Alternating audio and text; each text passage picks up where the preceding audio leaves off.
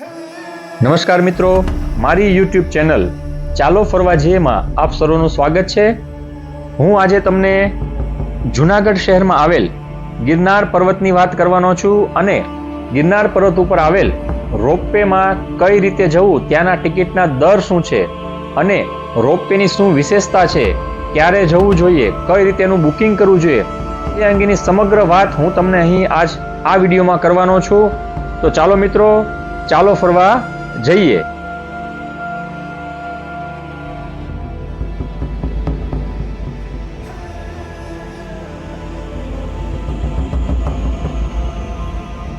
મિત્રો, અત્યારે આપણે આવી ચૂક્યા છીએ ગિરનારના પ્રવેશ દ્વારે, એટલે કે ગિરનાર પર્વત ઉપર જો તમારે જવું હોય અને ત્યાં જતા પહેલા સૌપ્રથમ તમારે જવું પડે છે ભવનાથ તળેટીએ। તો આ ભવનાથ તળેટી તરફ જવાનો રસ્તો છે અને ભવનાથ તળેટીએ રઘુનાથ મંદિરના દર્શન કર્યા બાદ તમે ત્યાંથી આગળના ભાગે રોપવે તરફ જે રસ્તો જાય છે ત્યાં તમારે જવાનું હોય છે। ગાડીની પાર્કિંગની વ્યવસ્થા પણ અહીંયા ખૂબ સુંદર મજાની છે। બસ અને જો કોઈ મોટા વાહન હોય તો તેમને બહાર પાર્કિંગ કરવું પડતું હોય છે, પણ જો તમારો અંગત વાહન, પ્રાઇવેટ વાહન હોય તો તમને ત્યાં સુધી જવામાં સરળતા રહે છે। પણ વોકિંગ ડિસ્ટન્સ છે એટલે કોઈ ચિંતા કરવાની જરૂર નથી, આપ આસાનીથી ત્યાં પહોંચી શકો છો અને પાકા રોડ જ છે એટલે એ પણ કોઈ ચિંતાનો વિષય નથી।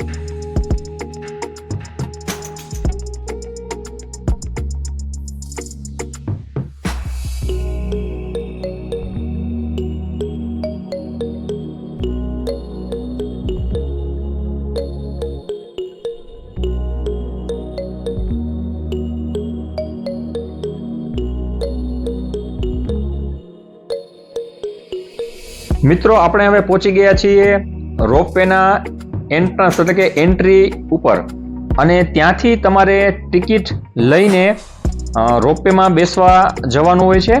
આ એની એન્ટ્રી છે, એટલે આમ તો ખરેખર અહીંથી એક્ઝિટ થતા હોય છે માણસો, પણ આ રોપવે તરફ જવાનો એક મુખ્ય જે રસ્તો છે તે આવી ચૂક્યો છે। અહીં એક વાત તમને જણાવી દઉં કે અહીંનો ક્લોઝિંગ ટાઈમ જે છે રોપવેનો એ સાંજના 5 વાગ્યા સુધી છે, એટલે કે તમારે 5 વાગ્યા પહેલા ગિરનાર પર્વત ઉપરથી રોપવે દ્વારા જો પર્વત આવવું હોય તો તમારે 5 પહેલા ઉતરી જવાનું રહેશે, નહીં તો તમારે પગથિયા ઉતરીને આવવું પડશે। 5 વાગે રોપવે બંધ થઈ જતો હોય છે। હવે હું તમને જે વાત કરવાનો છું કે ગિરનાર રોપવેની અંદર જો તમારે બેસવું હોય તો તેના ટિકિટના દર કેટલા છે, આની શું વિશેષતા છે, તો ચાલો હું તમને આના વિશે થોડીક વાત કરી દઉં। મિત્રો, ગિરનાર પર્વત છે એ એનું મહત્વ આપણા હિન્દુ ધર્મમાં અને જૈન ધર્મમાં ખૂબ અગત્યનું સ્થાન ધરાવે છે। શું કામ? તો કે જૈન ધર્મના 22મા તીર્થંકર શ્રી પ્રભુ નેમિનાથ ભગવાન એ ગિરનાર પર્વત ઉપર નિર્વાણ થયા હતા અને હિન્દુ ધર્મમાં અંબાજી માતાનું મંદિર અને દત્તાત્રેય ટૂંક જે ખૂબ અગત્યની માનવામાં આવે છે તે ગિરનાર પર્વત ઉપર આવેલી છે. એ ઉપરાંત હું તમને એ પણ જણાવી દઉં કે જૈન ધર્મની અંદર આગામી જે 24 તીર્થંકર થવાના છે એ તીર્થંકરો ગિરનાર પર્વત ઉપરથી જ નિર્વાણ પામવાના છે એવી વાત જૈનના ધર્મગ્રંથોમાં લખેલી છે. તો આ મેં વાત કરી તમને હિન્દુ અને જૈન ધર્મની. હવે આપણે અંદર પ્રવેશી ચૂક્યા છીએ અને તમે એક બોર્ડ જોયું છે ટિકિટના દરનું. તો હું તમને ટિકિટના દર અહીં પણ ફરીવાર જણાવી દઉં કે સામાન્ય વ્યક્તિ માટે જીએસટીના કર સાથે 630 રૂપિયા છે, બાળકની ટિકિટ 350, કન્સેશન ટિકિટ 400 રૂપિયા, વન વે ટિકિટ પણ 400 રૂપિયા છે અને બાળકો જો વન વે થી આવવા માંગતા હોય તો 200 રૂપિયા છે. અહીં તમે જે જોઈ રહ્યા છો એ ગિરનારનું પર્વતનું મોડલ એટલે કે રોપવેનું મોડલ અહીં એ લોકોએ બહાર મૂકેલું છે. એટલે જો તમે આવો તો તમને ખ્યાલ આવશે કે રોપવે કઈ રીતે ઉપર આપને લઈ જવાનો છે. મિત્રો, આ સરસ મજાનું એરપોર્ટ ટાઈપનો લુક આપેલો છે અને એક સુંદર મજાની વ્યવસ્થા ઊભી કરવામાં આવી છે. અહીં લોકો આ સેલ્ફી પોઈન્ટ છે ઉડન ખટોલા.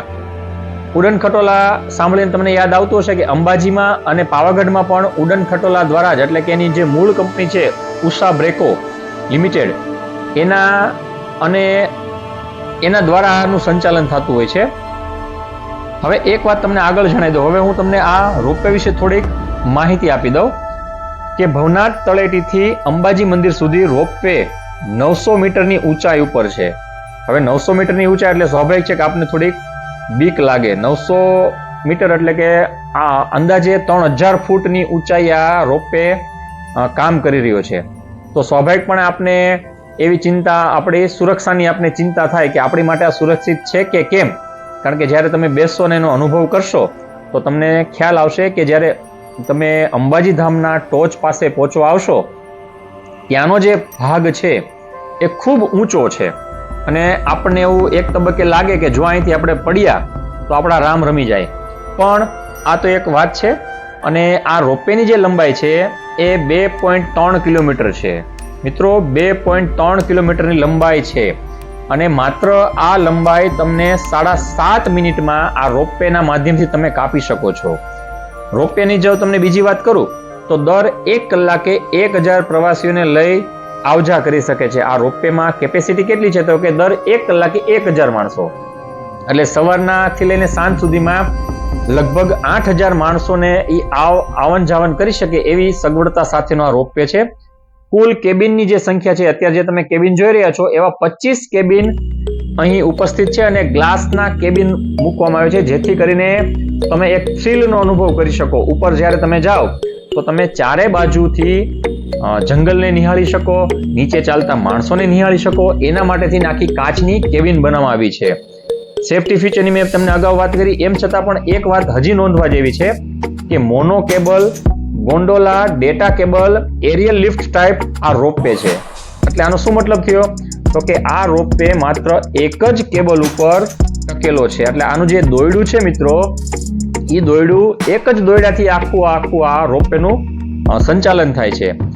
ભવનાથથી લઈ અંબાજી સુધી જે તમે વચમાં ટાવર જોઈ રહ્યા છો, આ જે ટાવર, એવા 9 ટાવર વચમાં આવેલા છે. 9 ટાવર. અને આ કેબલનો જે ડાયામીટર છે, જે તમને કેબલ દેખાય છે અત્યારે, દેખાતો હશે આ જો કેબિનની સાથે જે કેબિન જે કેબલ ઉપર સરકી રહ્યું છે એ કેબલનો ડાયામીટર 50 મિલીમીટર છે. દરેક કેબિનમાં 8 લોકોને બેસાડવામાં આવે છે. ગુજરાતના ગૌરવની વાત કરીએ તો આ ગુજરાતનું ગૌરવ તો ખરું, પણ એશિયાનો સૌથી મોટામાં મોટો રોપવે છે આ. હા મિત્રો, આ એશિયાનો સૌથી મોટામાં મોટો રોપવે છે. અને ગુજરાતના જે 3 મુખ્ય પ્રોજેક્ટ જે આપણે ગુજરાતને ગૌરવ દઈ શકે એવા છે, એમાં આ 3જા નંબરનો પ્રોજેક્ટ છે.